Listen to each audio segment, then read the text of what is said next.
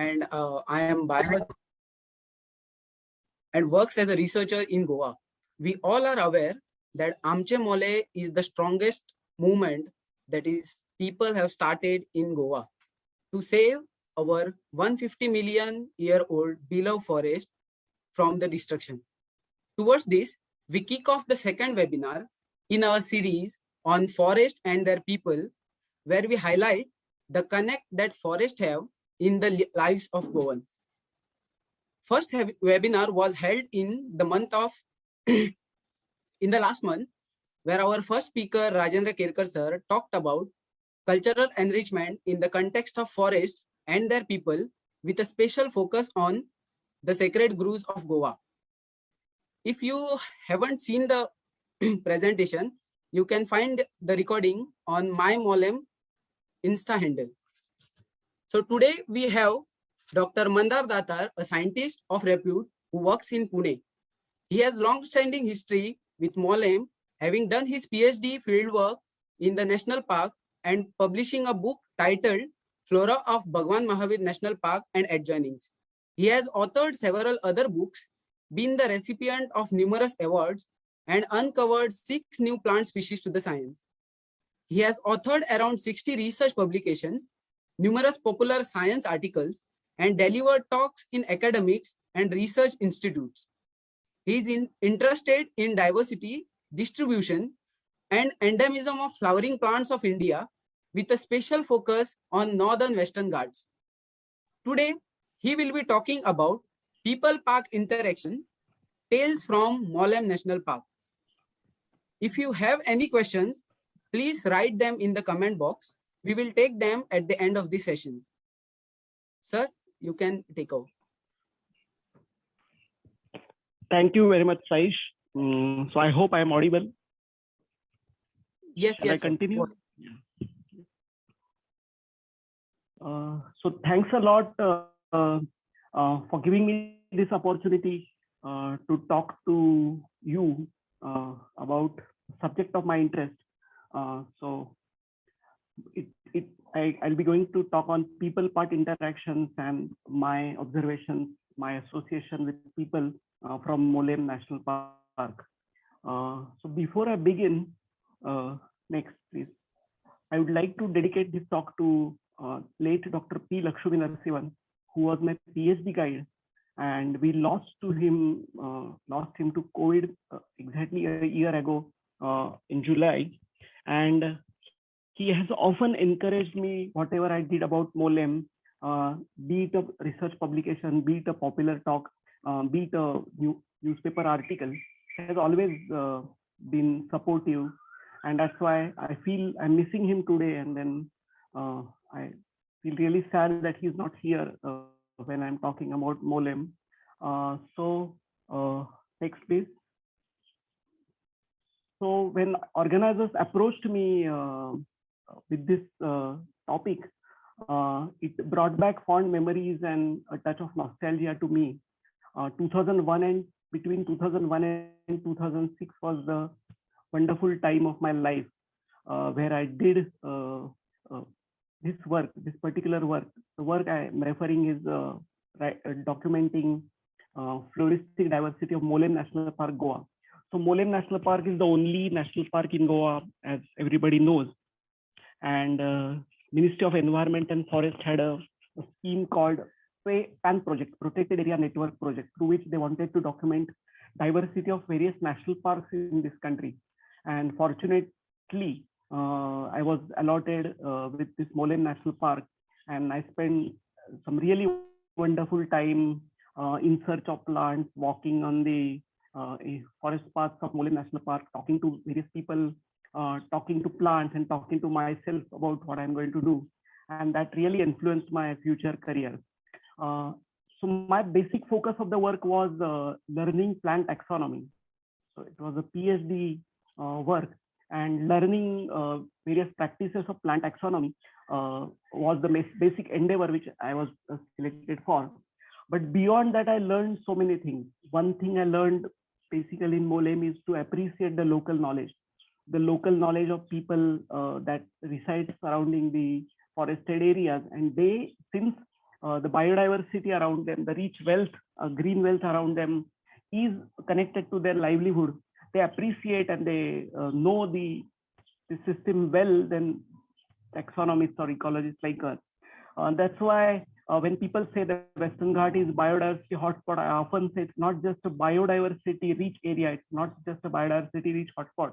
It's a kind of a biocultural landscape where you can see that there are interactions between humans and surrounding biodiversity, and then least cultural wealth, a wealth of traditional knowledge has been developed over the years.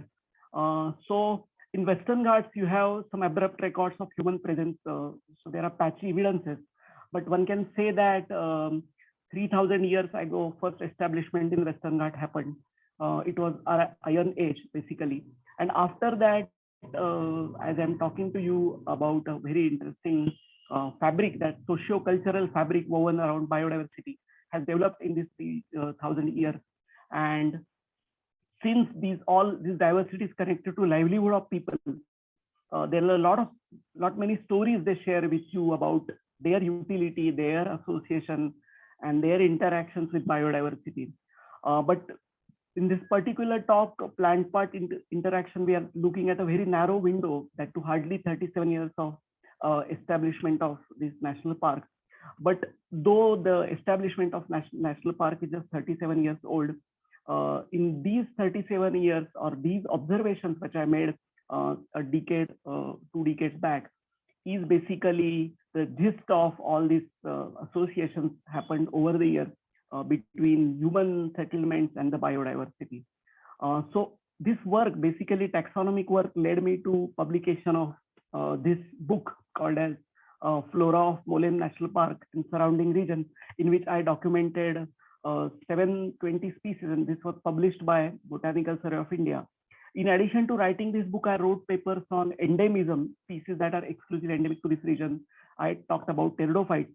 But in addition to that, I wrote a small manuscript on people-park interaction. So people-park interaction is not the core area of my research. It's kind of an offshoot of the main floristic work which I carried out. But then this particular publication was solely based on my interactions with people. And in the today's talk, I'm going to share you about this particular interesting interaction which I had with local people. So there are areas in and around national park. So national park, now you don't find any settlement inside the Molen National Park itself. But as you know, the sanctuary, there is a sanctuary called Bhagwan Mahavir Wildlife Sanctuary, and Molen National Park or Bhagwan Mahavir National Park is just carved out of this particular sanctuary. And that's why you can see still some establishments, some 9 villages in and around sanctuary region. And these are the areas of ancestral assets. So people still go to forest for NTFP collection, for their ritual needs, for their daily basic requirements of medicine, requirements of wild fruits.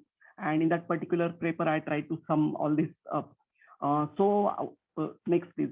So what I'm going to talk is basically under these points.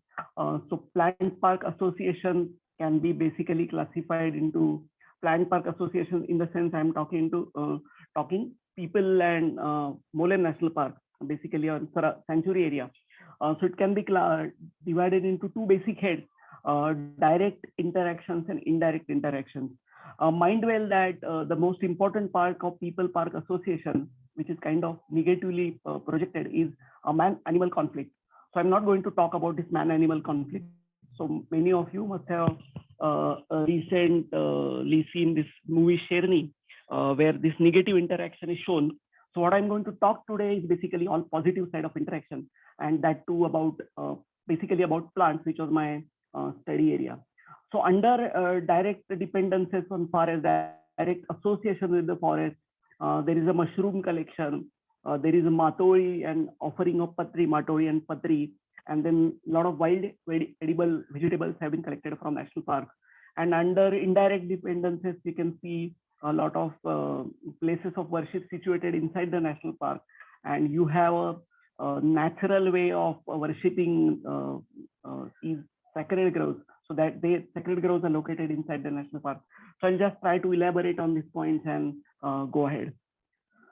So first thing is mushroom collection. Basically, mushrooms are, as you know, if you talk to any mycologist, he will say that you don't readily consume mushroom as you see them. There's a lot of diversity of mushrooms. So people famously have said that in a particular area, if you see 100 flowering plant species, you can see 6 times species of mushrooms, at least visible mushrooms. Basidiomycete, a bigger group they call. But not all these mushrooms are edible. So which mushrooms are edible? So local people of Molen National Park or indigenous people living in the national park, in and around national park or in Western Ghats have an answer. They say the mushroom species which grow on ant hills are the best species to consume. And ant hill species, that species are for sure you can safely assume if they are growing on ant hills, then they are edible. Next, please. So there are two major genera in taxonomy we call plant groups. The basic unit is species, and the unit above species is known as genera.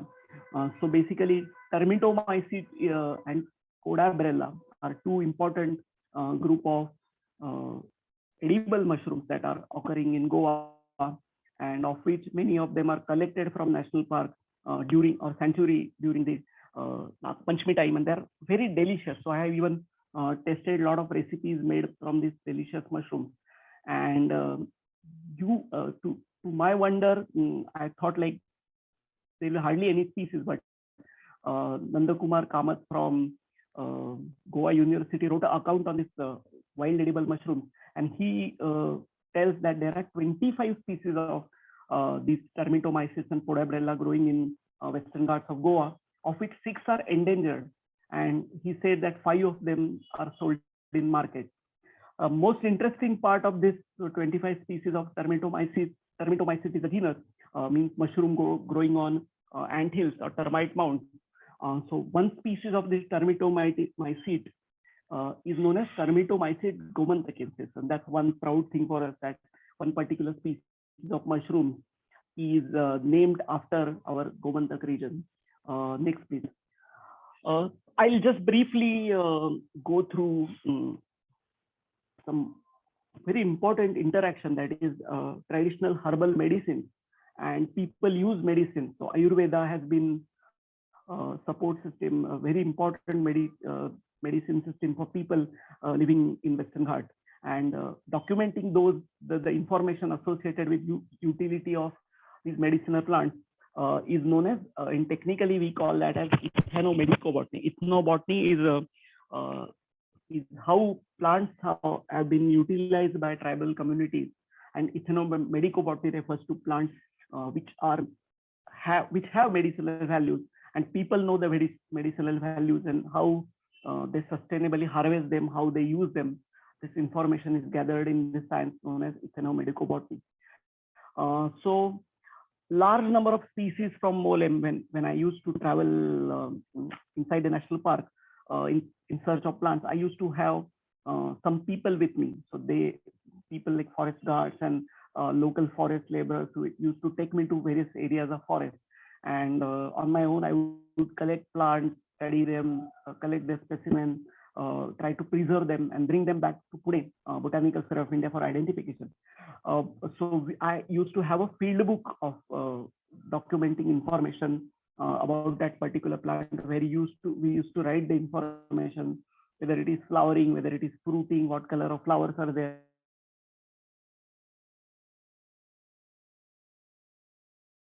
Because after preservation, often the color is itself in the field. In addition to this information, I used to document what are the associate species, associated floral and associated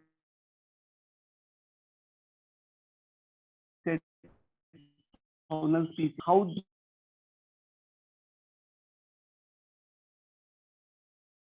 this particular plant is utilized by you around in sanctuary.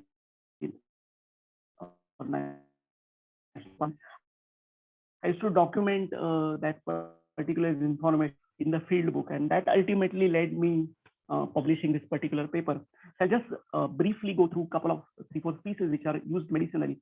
So of the 720 species I documented in Molem, more than 150 have been some way or the other have been told to me by people whom often came to me inside the forest, that around 120 species must be 120 to 150 species must be used in the regular herbal medicines. The first important and a charismatic species in Western Ghat is this Saraka Ashoka, locally known as Ashok, and it's a sacred tree by Hindus, and people used to collect sustainably bark of this particular plant and used in various preparations. In addition to this use as a bark as a medicine, people often used to collect leaves of this particular plant to offer them as a patri, as a kind of a worship to God. So this is a species which occurs in the riparian patches. Riverine element is this species, and then it also grows outside the national park around small perennial rivers. So next species, which is I think very important for from Molem, is this particular endemic species. When I use this term endemic, I mean to say that endemics are the species which grow in a restricted area in a particular limited geographic region, and that's why they are important. If they are lost forever. That's why we need to understand which species are endemic to our region, and we need to conserve them. So this particular species endemic to peninsular India, Indian region, is known as, botanically we call that as Naregamia alata. It's a kind of a small plant, grows in the undergrowth of moist deciduous forest, and people often used to pluck the above ground part and consume it as a raw directly, and that was supposed to cure the acidity. And when I inquired about the local name of this particular plant, people told me it's known as Pitta Papada, and the Pitta Papada name itself suggests that this particular medicinal plant, is used against the dosha known as Pitta. So acidity curing property this particular plant has. Then another important plant which was harvested from Molem National Park was this Rauwolfia serpentina, locally known as Sarpagandha. And Sarpagandha is a very important medicine in our region. Again, a species is restricted to Western Ghat region. And you see like a lot of exploitation has happened for this particular species in our Maharashtra parts of Western Ghat. But fortunately in Goa parts of Western Ghat, especially in Molem National Park and surrounding region, the species still is growing with a considerably good population as compared to our region. The next interesting species which was used by as a medicine by local people was this plant called Machilus glaucon, or earlier it was known as Persea macrantha. We often change this botanical name for some various scientific reasons. So in literature, you'll find this species as Persea macrantha. So Persea macrantha is a tree growing in moist, semi-evergreen to evergreen forest. And I was told about the interesting use of this particular plant. They say that if you take this bark of this particular plant and grind it and mix it with kaju feni, you can apply it on the swellings or fracture as a plaster. Even for veterinary use, this particular plant is used. So had a very interesting use, nowhere documented in other parts of Western Ghat. So next, please. Another species which is used as medicinal source is this Holarina pubescens. It has anti-dysenteric properties. Earlier name of this particular plant was Holarina antidysenterica. Itself suggests that it has anti-dysenteric properties. And roots of this plant are used as medicine, and they are called as kudo in local language. There are two kuda. This particular plant is known as bidi kudo, and the other one is known as nagal kudo. So nagal kudo is another species known as Taberni montana, and this particular plant Holarina pubescens is kuda, which is actually used as for its anti-dysenteric properties. So I can go on talking about medicinal utilities of various species. Let me shift to another interesting interaction. and that is Patri. So Patri is a kind of offering to God. So in Bhagavad Gita, even Krishna says that you offer me whatever you have. If it is a patra, if it is a pushpa, if it is a phala, you can offer me it to me, offer them to me. So Patri offering is often in and around Mole National Park. When I talk to people, they told me there is a puja, special puja called Aitar Puja. It happens on Sundays of Shravan month, and in Nag Panchami and Vat Savitri during this religious festival, you offer these particular leaves. And then I inquired which species are used as for this Aitar Puja Patri. They say that certain kind of fern leaves are used as Patri. Then there is a species called Curcuma decipens, locally known as Ran Halad. It's kind of a wild turmeric species. Then there is a species called Musanda frondosa, where you can see this white color leaf-like structure, that is Musanda frondosa, bottom left, and the bottom right is Senecio belgamen, another important species which is endemic to our region in and around Goa, is also offered as Patri on Aitar Puja. Next interesting association or interesting utility of plants by people is this Matoli. So all of you must be knowing that Matoli is an important part of celebration of Ganesh festival, and you get a feeling of Matoli on the roof of a place where this Lord Ganesha idol is kept. And it's often, this canopy is often decorated with seasonal floral wealth. And if you want to really showcase the state's indigenous plant diversity, you can just simply go and visit any Matoli, and you'll find that a lot of wild species are utilized there. So in recent times, over the last 10, 15 years, I have seen that a lot of indigenous elements have been replaced by a lot of exotic species, a lot of fruits which are not native to our region. But the earlier tradition, the original tradition of decorating Matoli was restricted to seasonal floral wealth, and that's why it's a kind of a passing of knowledge from one generation to another generation, and where you use both wild and sometimes cultivated species, flowers, fruits, sometimes tubers to decorate this Matoli. And in a way, knowledge is passed from one generation to other. So Matoli also plays an important part of association between local people and nature. So next is, there are certain elements of this Matoli. So this is particular Matoli, you can see a lot of exotic elements, but the original Matoli, say if you would have visited Matoli 50 years back, 100 years back, you would have found like local indigenous elements, native species have been used for Matoli. Next.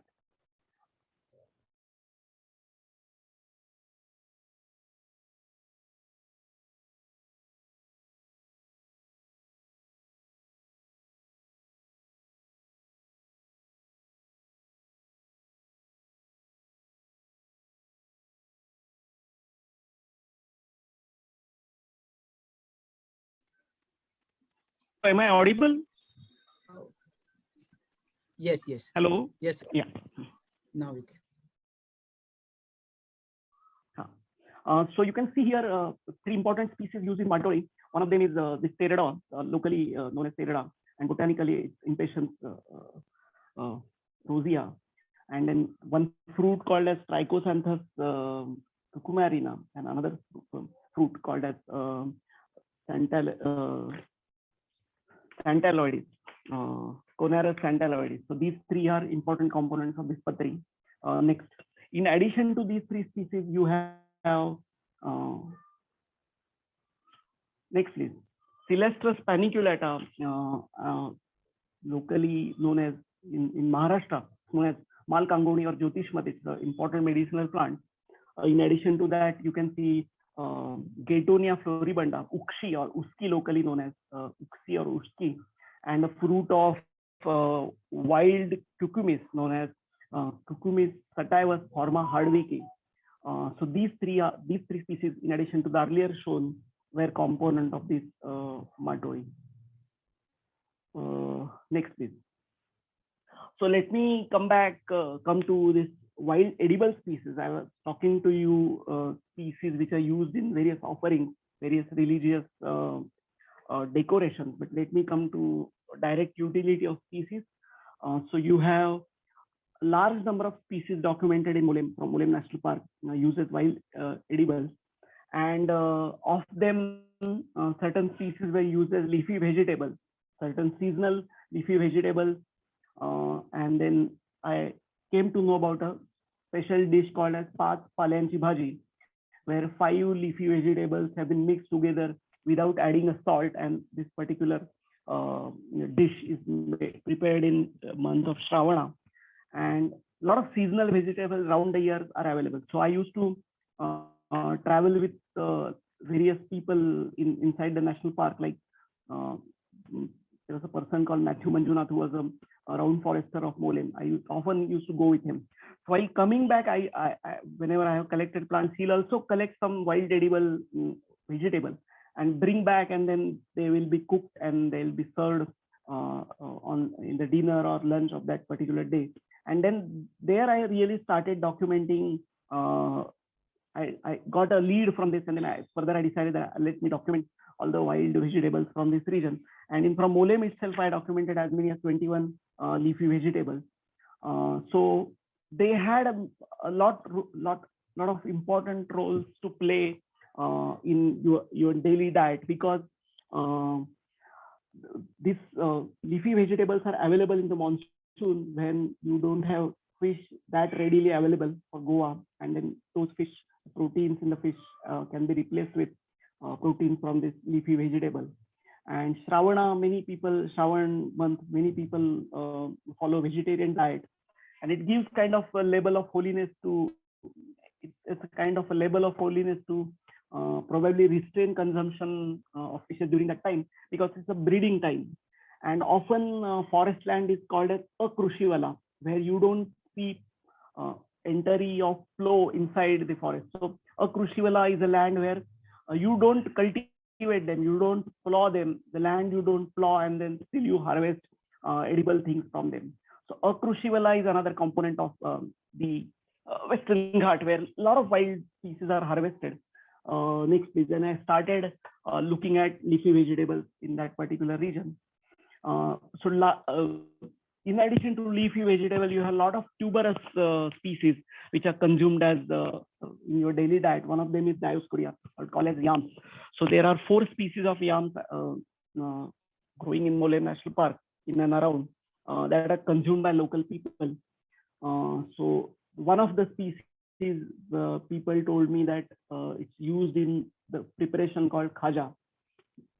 Next please. Then there is a plant called Tamil Nadu uliginosa, locally known as Pendro, and it has the English name called divine jasmine, a wonderful looking plant, and the fruits are edible. Fruits are used in vegetables, and that's the property of that. Next. So in addition, a lot of many leafy vegetables have been utilized by people with very interesting names. You have taro, known as Smilax zelanica in botanical terms. You have Taikolo, known as Cassia, Cassia tora. You have Gungune, known as Portulaca, is known as Gungune. You have Fagal. But this particular species, which you can see, is known as Salkanda. So Kanda, the name itself suggests that it has some underground portion which is perennial, and you have this plant as perennial. So in monsoon, this particular underground perennating part will sprout, it will give leaves, and by the end of monsoon, the above ground biomass, above ground part will die, and the plant will remain in the form of underground tuber. Above ground part will die, and underground part will remain as a perennating organ.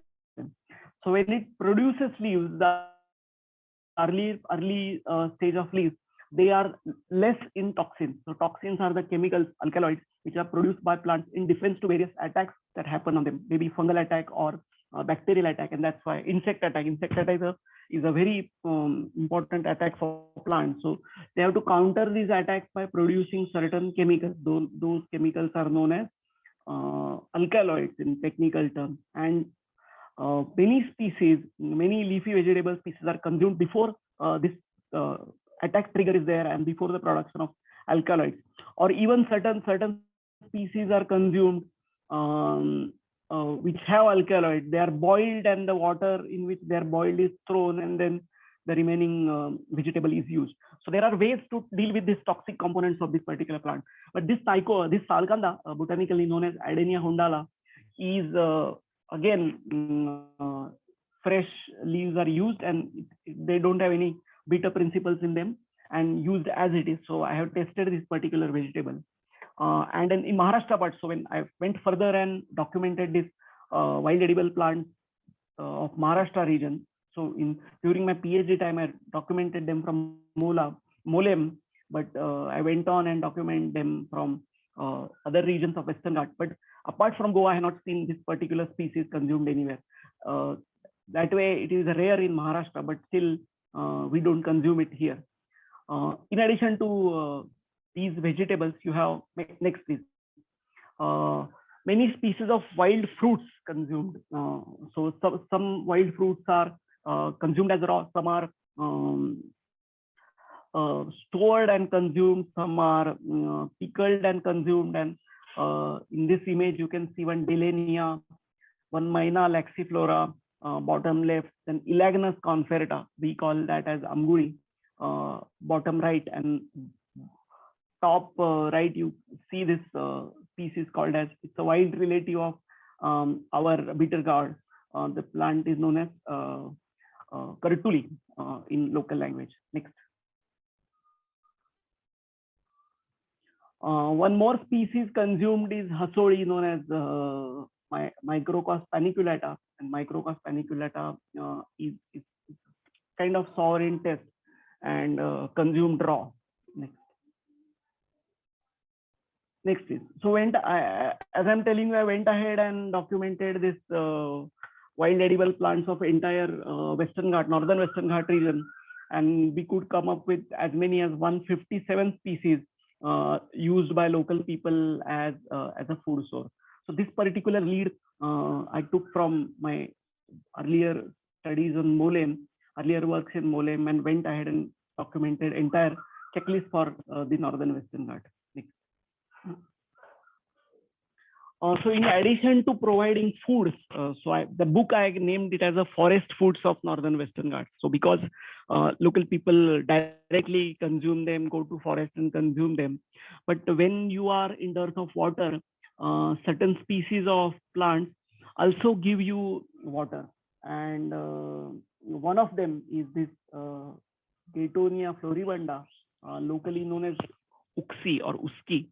And if you make an insertion at the base of the trunk where you have connection of root and stem, the ground level, and then make your insertion, and you will find plenty of water stored inside the stem of this particular plant.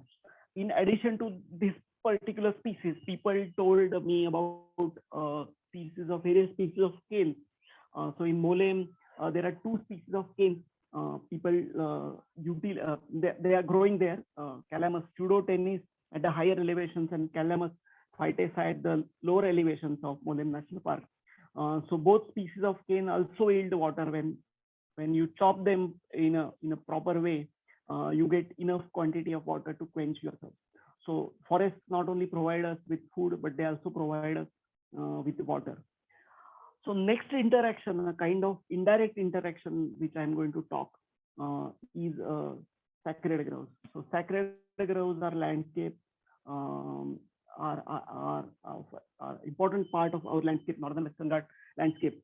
So sacred groves are abodes of God, and they in a way reflect human care and human respect towards nature.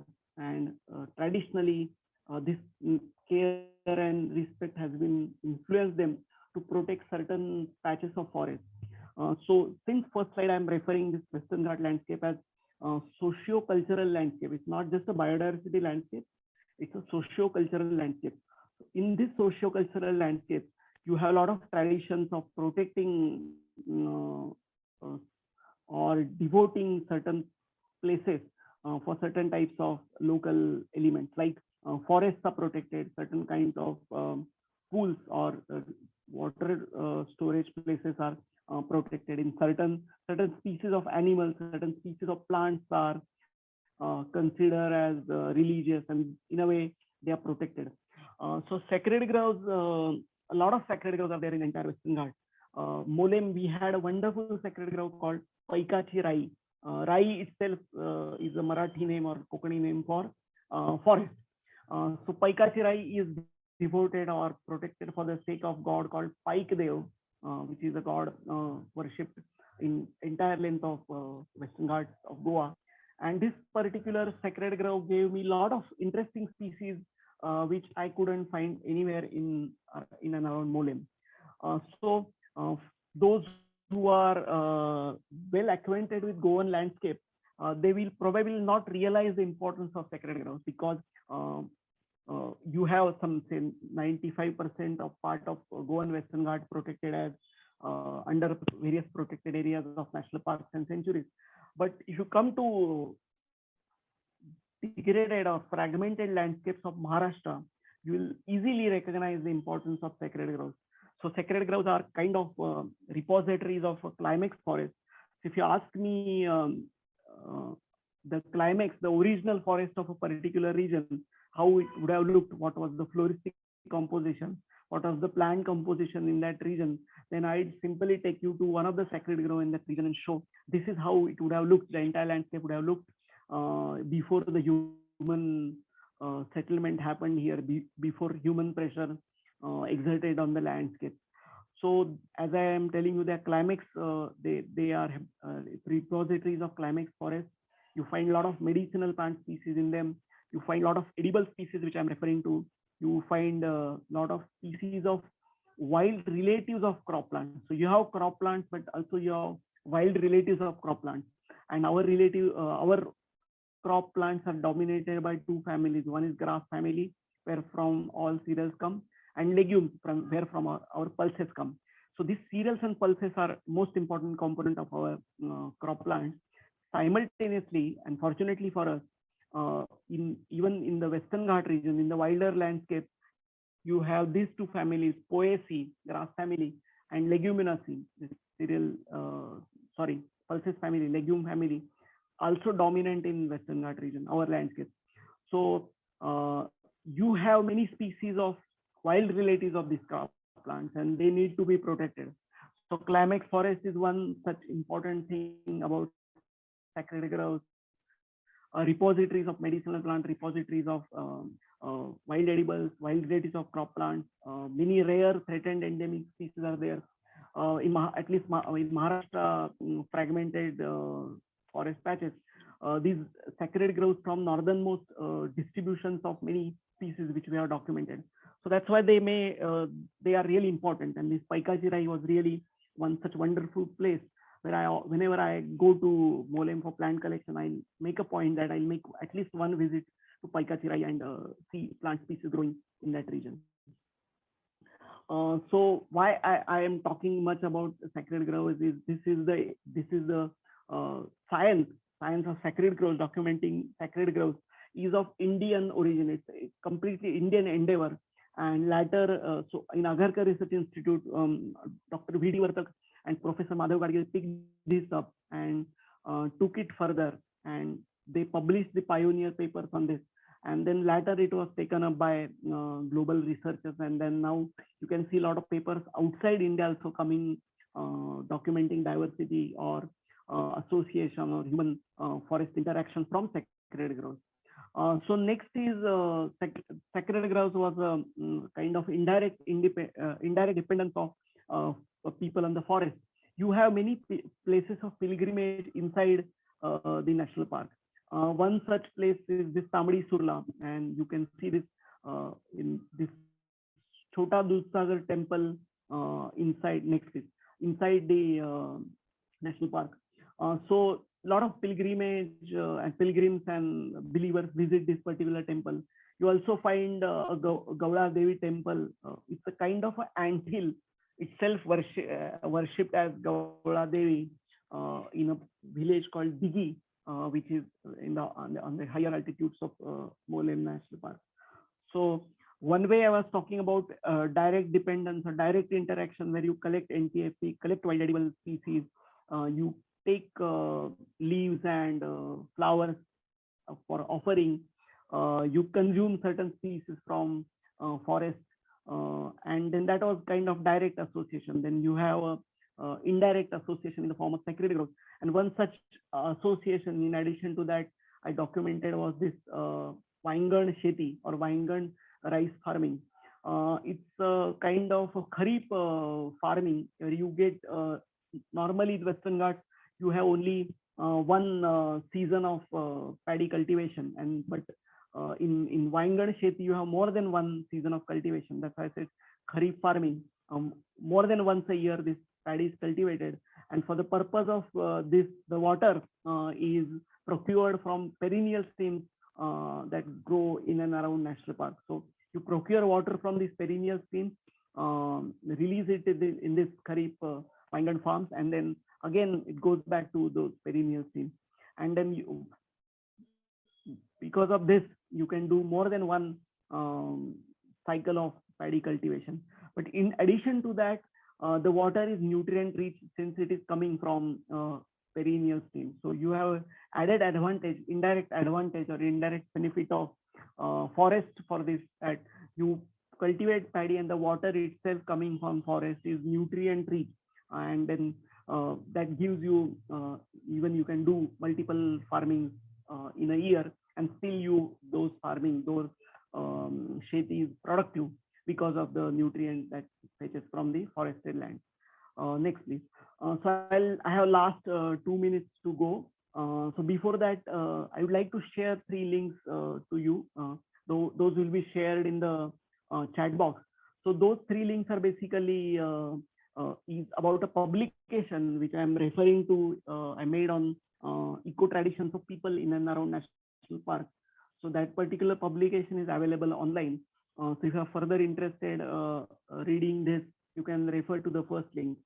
The second link is for which I took a lead from Molem studies, is documenting this wild edible plants of Western Ghats. As I told you, we documented as many as 157 species which are forest growing species are consumed by local people, and we went on and publishing a book on that, and it's in the open access. So in the second link you can find a link for a form for free download of this particular book. You just have to fill couple of just go a couple of steps, and then you get a link for free download. And third is a small YouTube video which I made for on Molem National Park.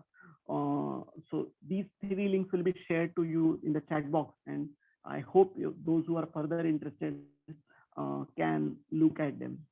So I'll end here. I would like to thank obviously Director Agharkar Research Institute.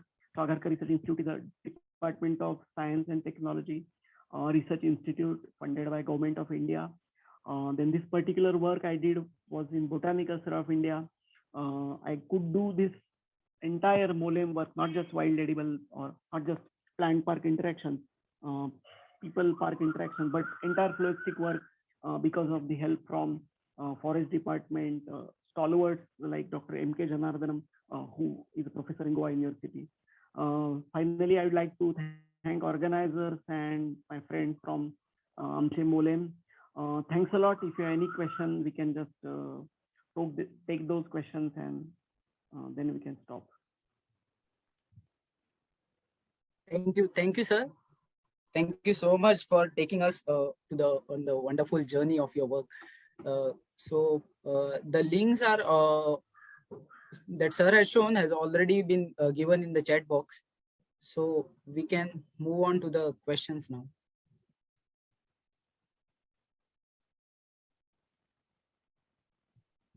Sir, we have the first question from Harshada Gowns.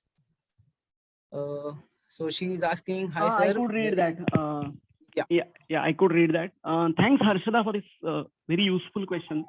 So I had made this the various publications which I made on Molem are made available freely for everybody. Since this particular publication is by Botanical Survey of India, it cannot be made available because it's a government property. But I have also published a checklist of plants from Molen National Park. So apart from publishing this work in the form of flora, I also have written a checklist which is freely available on my ResearchGate page. So that you can easily use for PBR of Molen.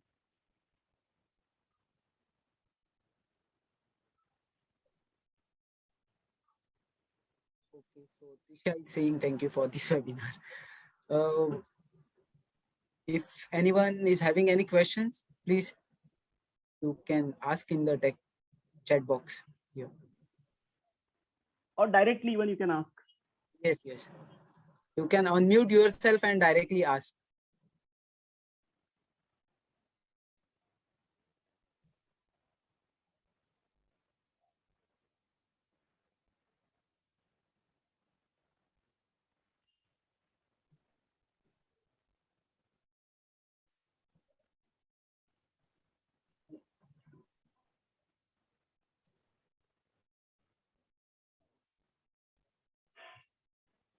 Don't see any questions. I think there is no question from. There is one message. There is one question I can see. Yeah. So Atidas is asking, how do you look at the issue of over harvesting of wild mushrooms from forest areas of Goa? So whatever I told in this slide was basically referred to a work done by Nanda Kumar Kamath. So he has documented these wild edible mushrooms from Molen, and in his report also he has made discussed this extra harvesting or over harvesting of wild edible mushrooms, and he said that almost close to five species are lost due to over harvesting. So there should be ways of sustainable harvesting, and obviously you can harvest it because local people can harvest it because it's connected to the livelihood, but also you need to find ways to protect these species also.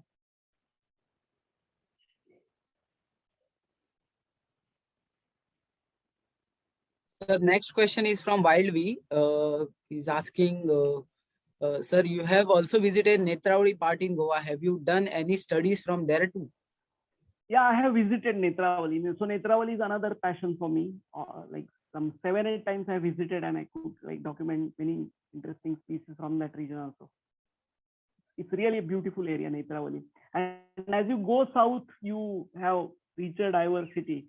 So you have 3-4 species which I couldn't find in Molen. They're in Netravati. Rashida is asking, sir, can you please inform us the tribes or the communities that are living inside the Molen? Now you don't have any settlements inside the Molen National Park, because when I was working that time, there were a couple of settlements which were moved outside the national park. And there are some 9 villages located inside the fringes of sanctuary. So Molen National Park is a core area, and the outside surrounding that is a sanctuary area. And I'm not the right person to talk like during that time I have no exposure of like documenting ethnobotany or diversity. So communities, wild community, tribal communities, I cannot answer this probably. Kerkar sir is the right person to answer this. Rajendra Kerkar.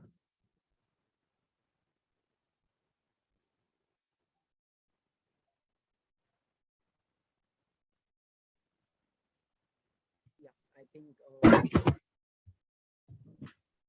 no more questions from people. So yes. Thank you, sir.